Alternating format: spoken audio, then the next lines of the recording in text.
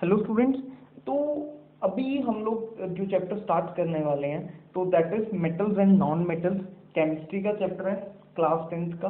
तो ये चैप्टर हम लोग स्टार्ट करने वाले हैं, मेटल्स एंड नॉन मेटल्स। ठीक है जी। तो इसके बारे में कुछ डिस्कशन करते हैं, मेटल्स एंड नॉन मेटल्स के क्या मेटल्स होते हैं और क्या नॉन मेटल्स होते हैं सर। ठीक है जी। तो अगर मैं आगे बढ़ूँगा तो सबसे पहले जो चीज़ हमारे पास आएगी इसमें, ठीक है जी, हमारे पास 118 elements they are known in nature till now. अभी तक we know the 118 elements are known in the nature. ठीक है जी। Out of which 90 are metals. ठीक है जी। 118 एलिमेंट जो तकरीबन हमें नोन है उसमें से 90 जो हैं वो मेटल्स हैं। ठीक है जी। Out of which 22 are non metals, 22 non metal है। ठीक है जी। और कुछ मेटालॉइड्स भी हैं। तो आप लोग देख सकते हो, आप लोग ज्यूम कर सकते हो कि भाई कितनी बड़ी रेशो में हमारे पास मेटल्स प्रेजेंट है।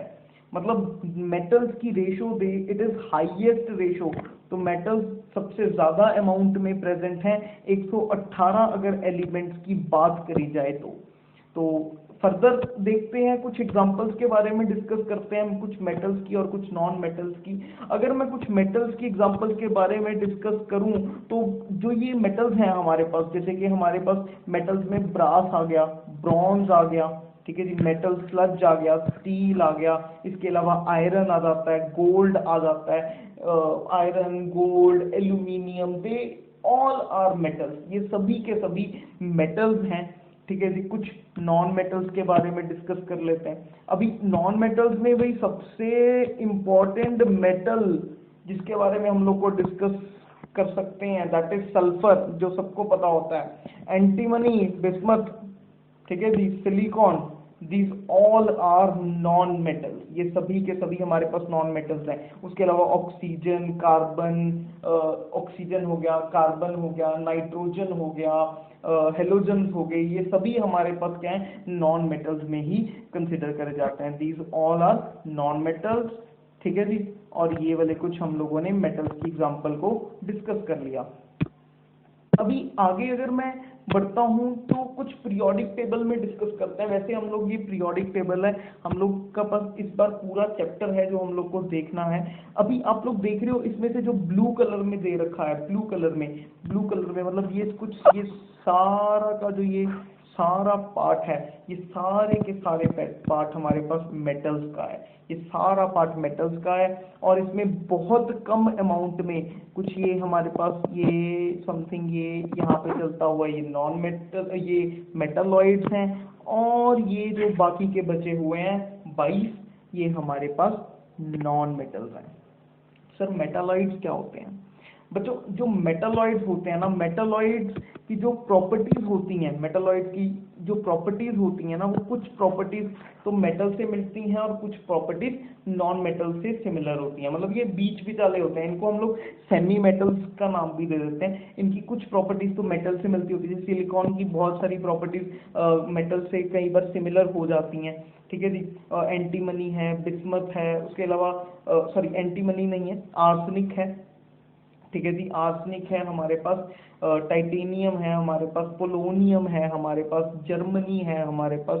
तो ये सारे जो जर्मेनियम है हमारे पास, तो ये सारे बेसिकली जो हमारे पास हैं, ये सारे हमारे पास मेटलॉइड्स हैं। इन सब की प्रॉपर्टीज, कुछ प्रॉपर्टीज मेटल से सिमिलर होती हैं और जो कुछ प्रॉपर्टीज होती हैं वो नॉन मेटल से सिमिलर होती हैं। तो दीज आर दी मेटल्स। ठीक है जी। अभी आप सबसे पहले तो ये चीज मेन है कि भाई देख सकते हो आपकी कितनी ज्यादा बड़ी रेशो में हमारे पास मेटल्स प्रेजेंट हैं नेचर में, जिनके बारे में हमें पढ़ना बहुत जरूरी है। तो मेटल्स और नॉन मेटल्स में कुछ फिजिकल प्रॉपर्टीज में डिफरेंस चेक कर लेते हैं। तो मेटल्स और नॉन मेटल्स की कुछ फिजिकल प्रॉपर्टीज को डिस्कस करते हैं, बाद में we will go move to the chemical properties. सबसे पहले इनकी जो दिखने में कैसे होते हैं, ये मतलब इनमें दिखने में कैसे होते हैं। सबसे पहली चीज, मेटल्स के पास लस्टर होता है। लस्टर मतलब शाइनी, ये दिखने में बहुत शाइनी होते हैं। ऑल मेटल्स हैव लस्टर, ये दिखने में चमकदार लस्टर होते हैं। Have no lustre except iodine and graphite. Graphite और आयोडीन चमक सकते हैं, लेकिन ये these are exceptions over non metals. Hardness की बात करी जाए, हार्डनेस में मेटल्स बहुत ज़्यादा हार्ड होते हैं, वेरी हार्ड दे आर, लेकिन एक्सेप्ट यहाँ पे भी कुछ एक्सेप्शंस हैं, सोडियम और पोटाशियम। बच्चों ये एक्सेप्शंस आपको साथ साथ में इसलिए बताई जा रही हैं कि आप इनको अच्छे से याद कर सको, ठीक है जी। Exceptions are sodium and potassium, याद रखना, exceptions are sodium and potassium. और नॉन मेटल्स हैं वो जनरली सॉफ्ट मेटल्स होते हैं, क्योंकि वो गैसियस भी, बहुत सारी गैसेस भी नॉन मेटल्स हैं। लेकिन the diamond that is the hardest substance in the universe कह सकते हैं हम लोग, तो जो हार्डेस्ट सब्सटेंस है वो भी हमारे पास नॉन मेटल ही है। और diamond is the exception of the non metals, diamond exception है नॉन मेटल्स की, कि वो हार्ड, जो बेसिकली हार्ड है।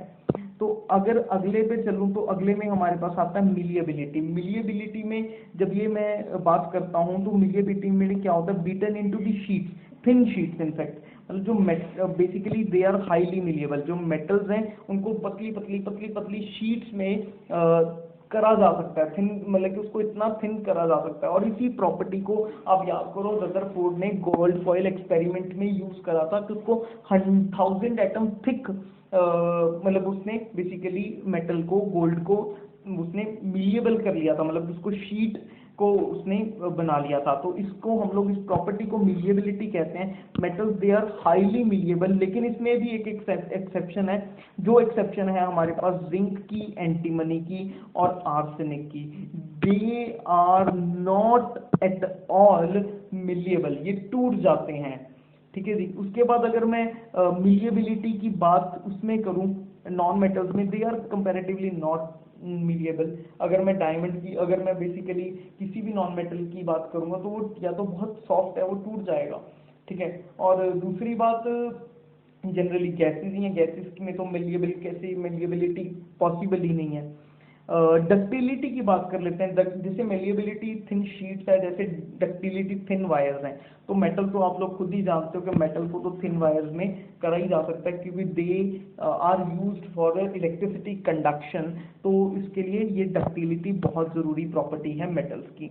अगर मैं नॉन डक्टिलिटी बात करूं, नॉन मेटल्स की नॉन डक्टिलिटी है except carbon fibre. Carbon fibre ऐसी चीज़ है जिसको छोटे से छोटी, मतलब बहुत पतली वायर भी कंस्ट्रक्ट करी जा सकती है, बनाई जा सकती है। वैसे ही डक्टिलिटी में जो मेटल्स में हमारे पास एक्सेप्शन है, जो वही सेम एक्सेप्शन है जो मिलिएबिलिटी में थी, जिंक, आर्सेनिक और एंटीमनी, जिनको हम लोग बेसिकली थिन वायर्स में कन्वर्ट नहीं कर सकते। अगर कंडक्टिविटी की बात करूं, कंडक्टिविटी बहुत बड़ा डिफरेंस है, मतलब बहुत मेन डिफरेंस कंडक्टिविटी है। तो कंडक्टिविटी अगर आपको पता ही, अगर आप मेटल्स के केस में बात करोगे, metals are generally good conductor of the heat and electricity except bismuth and tungsten. जो टंगस्टन है, टंगस्टन की जो रेजिस्टेंस होती है वो स्लाइटली ज़्यादा होती है। टंगस्टन को बल्ब के फिलामेंट में भी यूज करा जाता है, क्योंकि उसकी रेजिस्टेंस हाई होती है। जब उसमें से करंट पास करता है तो वो ग्लो करता है, लेकिन वो कंडक्ट करता है लेकिन कम कंडक्ट करता है। तो इस कारण उसको एक्सेप्शन में दिया गया बिस्मथ और टंगस्टन। अगर मैं मेटल्स, नॉन मेटल्स की बात करूं, they are generally bad conductors of electricity except graphite and gas carbon, या फिर कार्बन गैस। ग्रेफाइट क्या होता है? जनरली अगर मैं ग्रेफाइट में बात करूं, ग्रेफाइट में कार्बन के आउटर मोस्ट शेल में हमारे पास 4 इलेक्ट्रॉन्स होते हैं बच्चों। कार्बन के आउटर मोस्ट शेल में 4 इलेक्ट्रॉन्स होते हैं। जनरली अगर मैं ग्रेफाइट का स्ट्रक्चर देखूंगा ना, तो जो इसमें से 3 हमारे पास 3 दूसरे हमारे पास के साथ कंबाइन कर जाता है, मतलब कि जो इसके एक कार्बन के 3 इलेक्ट्रॉन्स होते हैं वो 3 दूसरे कार्बन के साथ कंबाइन कर जाते हैं, लेकिन उसमें ये एक इलेक्ट्रॉन खाली रह जाता है। इस इलेक्ट्रॉन खाली रह जाने के कारण इट पोजेस कंडक्टिविटी, ये कंडक्टेंस करने में काम कर जाता है, एक इलेक्ट्रिसिटी को कंडक्ट कर देता है। इस कारण it is use as exception, ठीक है जी। ग्रेफाइट नॉन मेटल्स में एक्सेप्शन की तरीके से यूज करा जाता है कि ये बेसिकली इलेक्ट्रिसिटी को कंडक्ट कर जाता है। अगर मैं स्टेट की बात करूं, state generally metals solid state में ही होते हैं, है ना। मेटल्स जनरली हम लोगों ने सुना ही है कि मेटल्स भी सॉलिड स्टेट में होते हैं, लेकिन इसमें मरकरी और गैलियम की अगर मैं बात करूं, मरकरी हमारे पास सॉलिड स्टेट में नहीं होता है। हालांकि जब मरकरी जमीन पे गिरता है तो ये सॉलिड में कन्वर्ट जरूर हो जाता है, क्योंकि बेसिकली इसका सरफेस टेंशन काफ़ी हाई होता है ये, लेकिन आपको बाद में हायर स्टडीज जब +1 में चले जाओगे तो आपको पता लगेगा। तो मरकरी जनरली लिक्विड होता है, ठीक है, जिसके कारण ये एक एक्सेप्शन है। Gallium is the another exception for the metals, ठीक है ना। के मेटल्स जनरली सॉलिड होते हैं। नॉन मेटल्स तीनों में पाए जाते हैं, ये सॉलिड में भी पाए जाते हैं, लिक्विड में भी पाए जाते हैं और गैस में भी पाए जाते हैं।